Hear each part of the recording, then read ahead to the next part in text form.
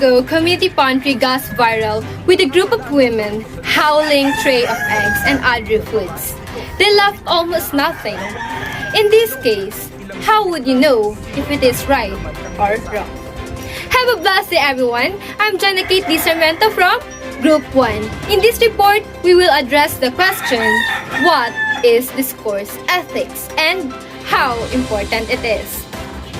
Silent majority assume that they know what is right and wrong. People can easily judge what is right and wrong based on their common sense. For instance, how can we know what is proper and improper dressing for men and women? No one has to think too deeply about the girl wearing a raincoat in this summer. People have an instinctive and most of the time unshakable moral judgment about these things. So, the person have a character that we know what is right and wrong. In terms of discourse ethics, we will learn that there are things that for other people are right while for others are wrong, and what will be dominant ethics in the community. However, not everyone looks at things in the same way. One has a way of understanding reality depending on one's social status, ethnicity, generation, historical situation, and gender. We, humans, have different understanding of what is right and wrong. It depends on the status of our community, ethnicity, and beliefs of one generation. If where's the beliefs comes from that says it is right and it is wrong, because generation to generation, attitudes and behavior of society evolve adequately. Same thing with gender. There are countries where gender inequality can be seen in society. For instance, other countries, especially in the Middle East, some of the women are not allowed to drive car, while here in the Philippines can be done by women. But for them, it is not unacceptable. Thus, there are many ways of understanding and articulating the good, depending on one's perspective and needs. So now, what is discourse ethics? The basic idea of discourse theory is that human beings are rational and autonomous. So when we say autonomous, it is having the freedom to govern itself or control its own affairs. This means that they are free beings who usually act when these actions make sense to them. There are many reasons why certain actions make sense to people. One reason is practicality or being practical. For instance, there was a woman walking in the street, and when she took her face mask on her bag, her wallet fell off. And exactly, you really need the money. Would you return the money or not? Some of us will keep the wallet for the reason of practicality just to survive, while others will decide to return the wallet because he or she is fearful or desires to avoid negative consequences or what we call karma. But still, it depends on the person of what he will do on the certain situation, just like this. However, human beings are truly most free when they act because they are convinced that an action is good and that is ought to be done. It can be said that people act according to their free will. In short, discourse ethics focuses on the intersubjective nature of moral understanding and provides a standard for organizing practices of moral reasoning in a democratic way. Moreover, any society needs a dominant system to guide free and autonomous people regarding what is acceptable behavior. The dominant system also determines what is acceptable and unacceptable behavior, what can be expected, and what duties can be done of a person in a society. For example, giving good manners and respect for elders as acceptable, while stealing, killing as unacceptable behavior in our society. Indeed, Discourse theory was conceived to provide of the good in societies where there are competing conceptions of the good. It is helpful because it can provide human beings with a basis for accepting laws and ethical systems as valid for autonomous, rational beings. So that is our discourse ethics. One of the most important philosophers in discourse ethics is Georgian Habermas. He is one of the philosophers who helped short up the principle of formulating conception of the good in solidarity with others. First, human beings act in community. Norms of human behavior have to be acceptable to all the community for the people to act together and to have an ordered society. Second, they need to accept that this is a process of census building.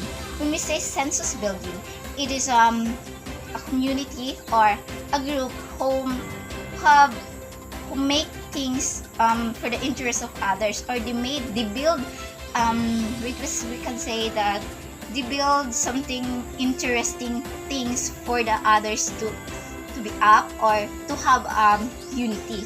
Then it what we can call a process of opinion and will formation. Habermas comes up with a modification of the categorical imperative.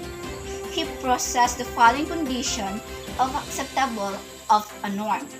All affected can accept the consequence and the side effect its general observance can be anticipated